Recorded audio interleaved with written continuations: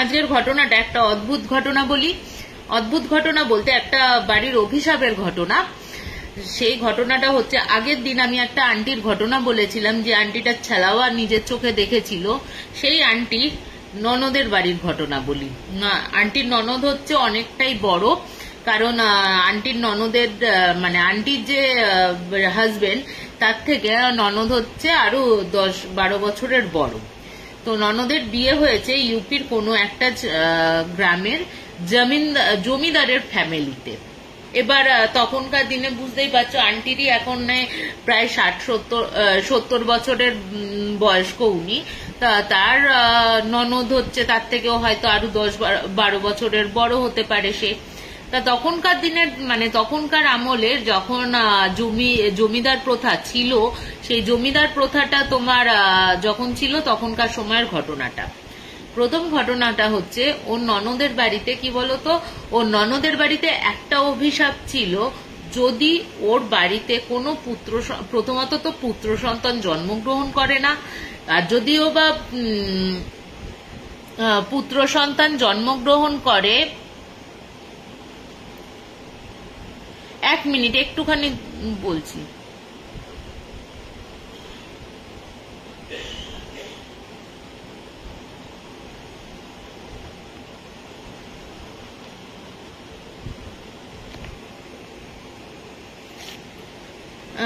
হ্যাঁ, তুই হয়তো ঠিকই বলছিস। আর একটা কথার পরিপ্রেক্ষিতে বলি। হ্যাঁ, করতেই পারে, আমাদের সন্দেহ হয়েছে, আমি তাই বললাম ওপেন প্ল্যাটফর্মে। নাও থাকতে পারে, বললাম তো, আমাদের পুরো সোসাইটির ধারণাটাও ভুল হতে পারে, আবার সে নিজের ক্ষেত্রে সে করেছে কিনা সেটাও হতে পারে। যাই হোক, সেটা দেখা যাবে কি করতে পারে না করতে পারে। তো যাই হোক, ওই বলি আন্টির সেই জমিদার বাড়ির ঘটনা। সেই বাড়ির অভিশাপ হচ্ছে, তাদের বাড়িতে প্রথমত কোনো ছেলে জন্মায় না, যদি জন্মায় তাদের একটা মানে বিশাল ভাবে তাদের বাঁচানোর একটা প্রচেষ্টা করা হয়। সেই প্রচেষ্টাগুলো পরে বলবো তোমাদের কি কি আছে। প্রথমত বলে রাখি, ওই জমিদার বাড়িতে যখন ওই আন্টির ননদ প্রথম বিয়ে করে এসছে সব, তো এবার আন্টির ননদের যে ননদ আছে, ওই ননদ কিন্তু তোমার বিধবা অবস্থাতে সে বাপের বাড়িতে চলে আসে। সে যখন বাপের বাড়িতে চলে আসে, সে তখন কি করে বলতো, সে যখন বাপের বাড়িতে চলে আসে তার একটা ছোট বাচ্চাকে নিয়ে চলে আসে, কারণ তার স্বামী মারা গেছে। এবার যাই হোক, একদম অল্প বয়সের তিনি বিধবা এবং যথেষ্ট সুন্দরী। সে কিন্তু ওই নায়েবের, ওদের বাড়ির যে নায়েব ছিল, সেই নায়েবের ছেলের মানে একটা প্রণয় ঘটিত সম্পর্কে জড়িয়ে পড়ে ওরা। এরপরে ওরা যখন এই প্রণয় সম্পর্কে জড়িয়ে পড়েছে বা প্রেম হয়ে গেছে ওদের, যখন নায়েবকে জানানো হয়েছে, নায়েব তো কিছুতেই রাজি না। এক তো ওই বাচ্চা রয়েছে, তার উপর তিনি বিধবা। কিন্তু ছেলেটা নারাজ ছিল। ছেলেটা নারাজ থাকা, ছেলেটা এতটাই মানে মা বাবার বিরুদ্ধে গেছিল এবং সে বলেছিল, তোমরা যদি একে না দাও তাহলে আমি সোজা জমিদারের কাছে গিয়ে ওর মেয়ের হাতটা মানে চাইবো। তো যখন ওর বাবা যখন কোনোভাবেই রাজি ছিল না, দেখো সত্যি কথা বলতে একটা জমিদারের বিধবা মেয়ে, সে কি আর নায়েবের ছেলেকে বিয়ে করতে পারে? তখনকার সমাজ কি মেনে নেবে? সেই সব কারণেই কিন্তু নায়েব মশাই তোমার বারণ করেছিল ওনার ছেলেকে। তো ছেলে তো কোনোভাবেই শোনেনি কথাগুলো। না শোনার ফলে তোমার কি হলো বলতো, না শোনার ফলে তোমার সোজাসুজি গিয়ে জমিদার মশাইকে বলে যে আপনার মেয়েকে আমি ভালোবাসি, আপনার মেয়েকে বাচ্চা সমেতে আমি বিয়ে করতে চাই। এই কথা শোনার পর তো রাজামশাই মানে প্রচন্ড রেগে গেছে, প্রচন্ড ওকে ওই রাজসভাতে প্রচন্ড মারধর করে এবং ওর বাবাকে ওখান থেকে মানে রীতিমতো অপমান করে তাড়িয়ে দেওয়া হয়।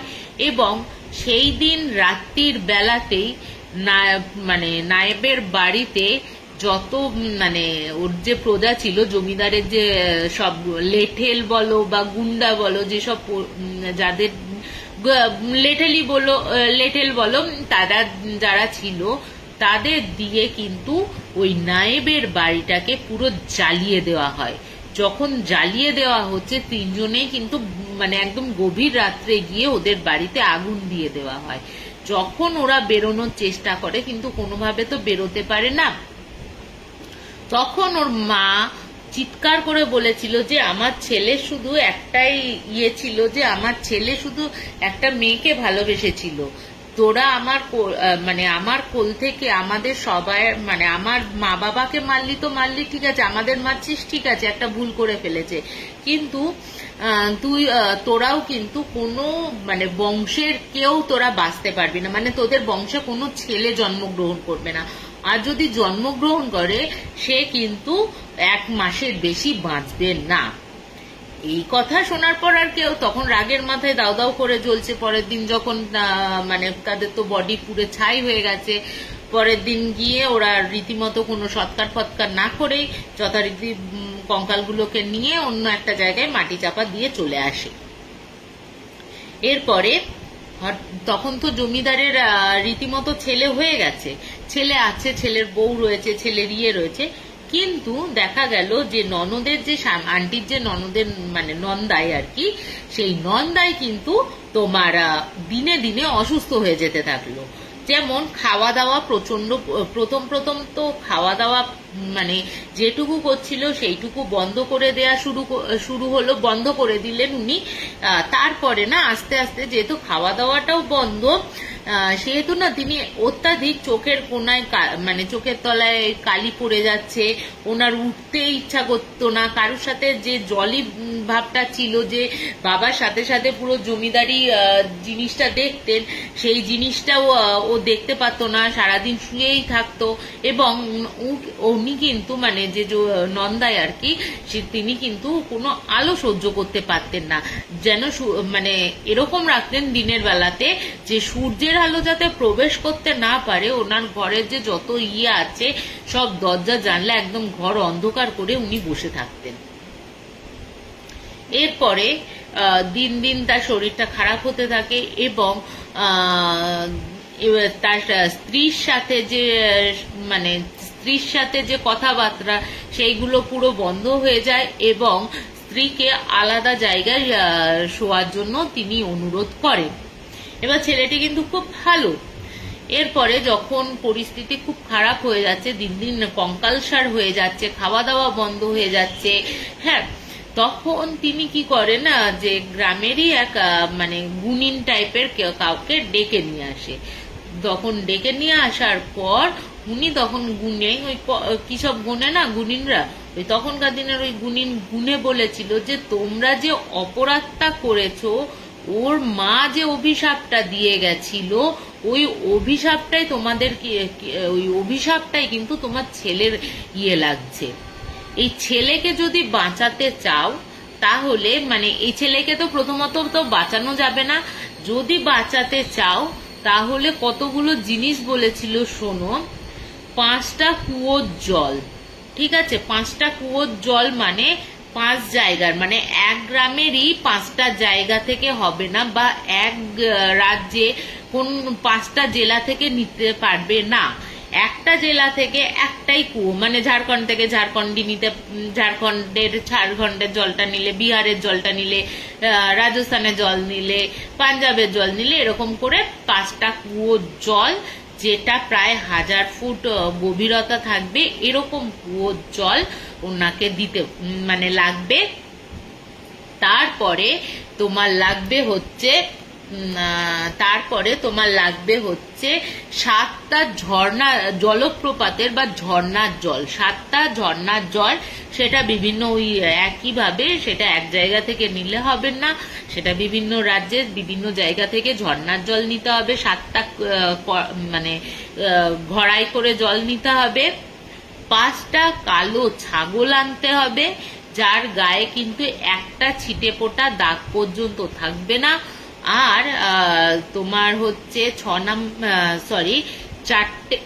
5টা সাদা পায়রা লাগবে, তারও গায়ে কোনো কিছু থাকবে না, মানে কোনো ছিটে ফোটা দাগ থাকবে না, পুরো ধবধবে সাদা হবে।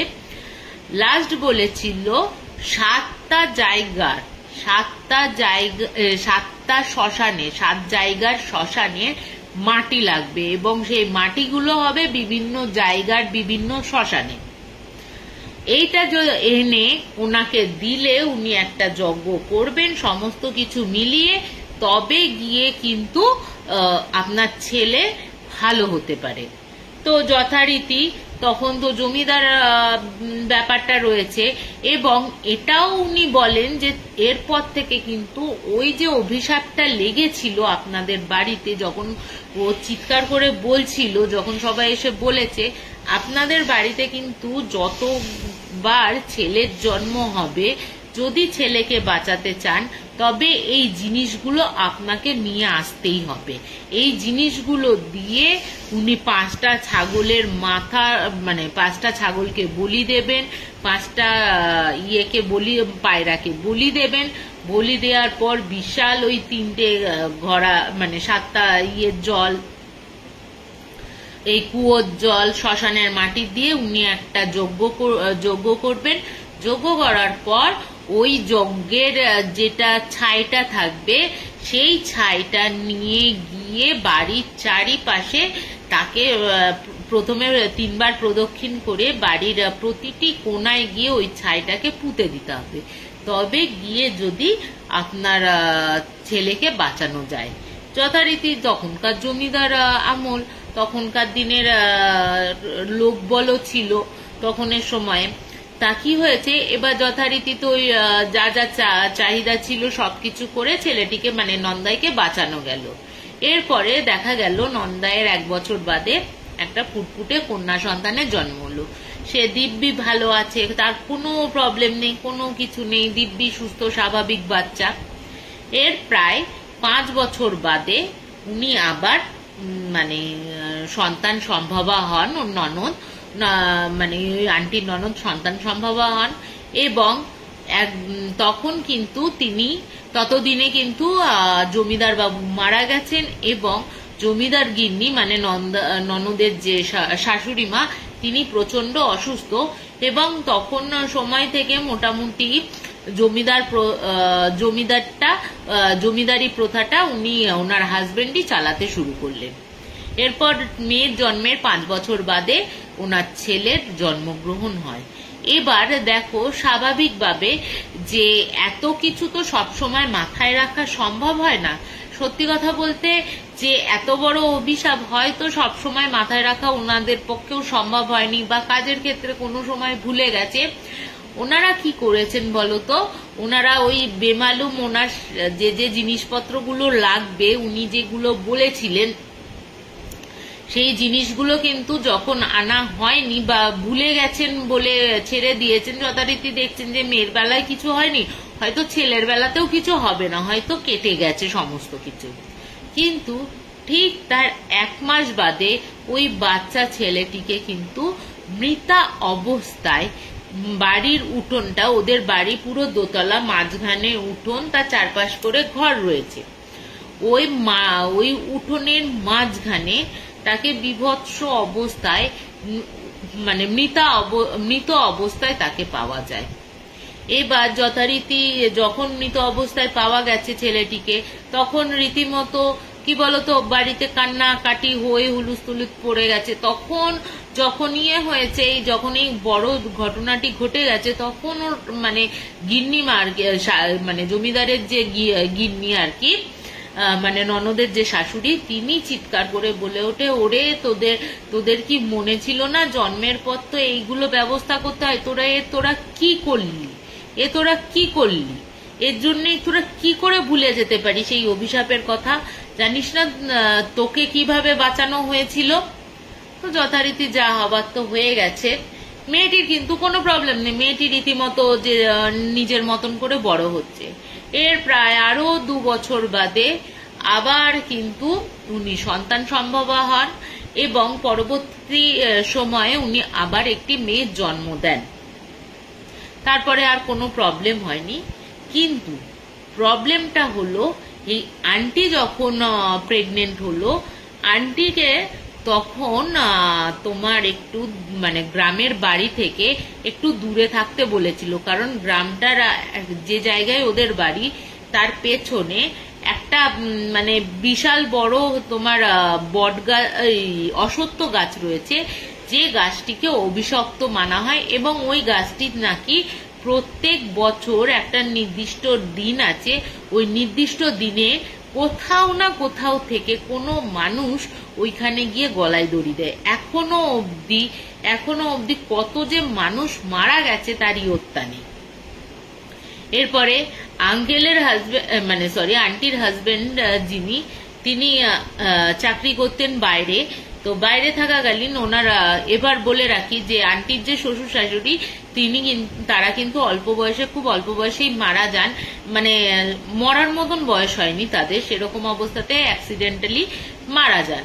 ঠিক আছে, এরপরে যখন এরকম প্রবলেম হচ্ছে এবং আন্টি যখন প্রেগনেন্ট হয়, আন্টির যে মেয়ে হয়েছে, তার আগে যখন মেয়ে হওয়ার সময় তখন কিন্তু উনি বাপের বাড়িতে যান। ঠিক আছে, এবার বলি যে আমি তোমাদের বলছিলাম না কেন, আগে বলে দিলাম কেন জমিদার বাড়ির এবার বলি কেন আমাকে বলেছে।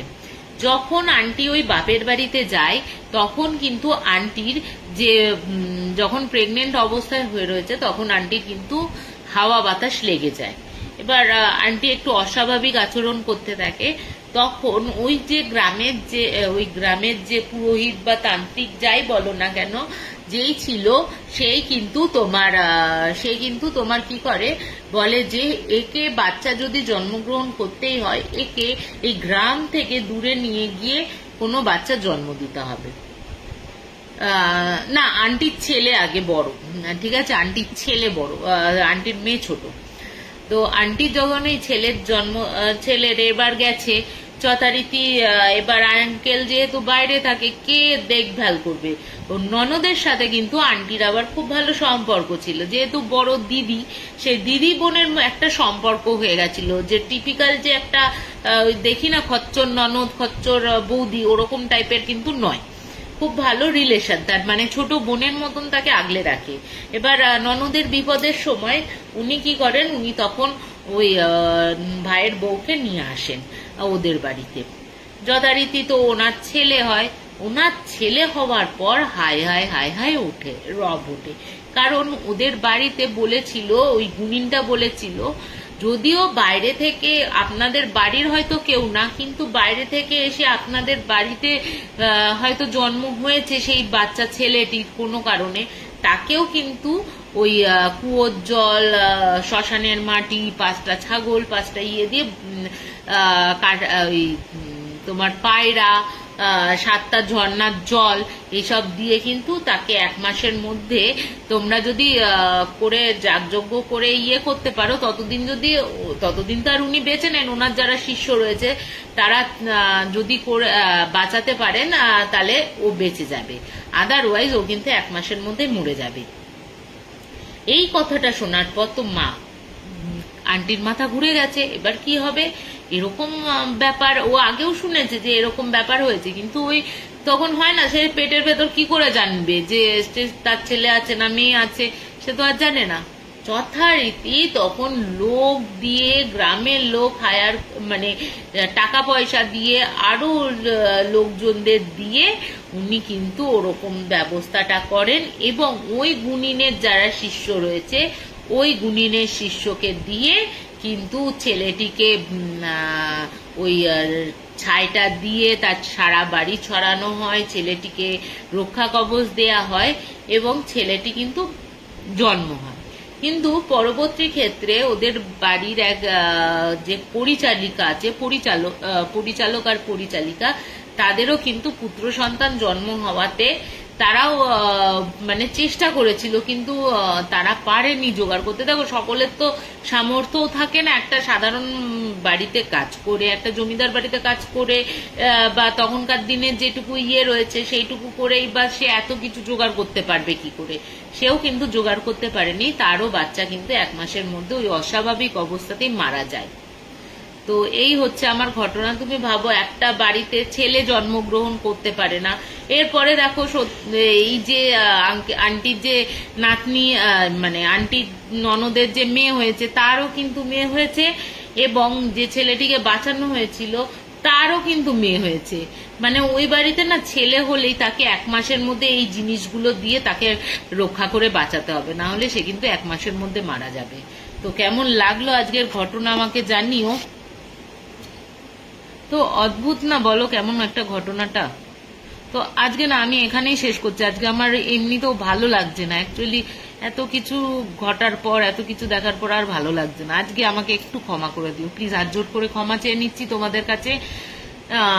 স্যাটারডেতে, নেক্সট স্যাটারডেতে তোমাদের ঘটনা আমি শেয়ার করব। আরো ভালো ঘটনা রয়েছে।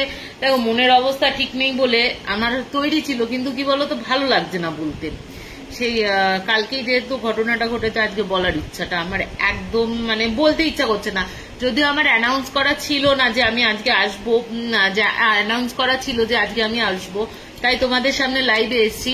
সত্যি কথা বলতে আজকে আমার একদম লাইভ করার ইচ্ছা ছিল না, মন মেজাজ ভালো নেই আমার, বলতে পারো। তো আজকে আমি এখানেই শেষ করছি। হয়তো ছোট ঘটনা বললাম, একটু ছোট বোন হিসেবে বা দিদি হিসেবে একটু ক্ষমা করে দিও। আজকে এখানেই শেষ করছি। শুভরাত্রি, সকলে ভালো থেকো। আবার তোমাদের নেক্সট স্যাটারডে দেখা হচ্ছে তোমাদের সাথে।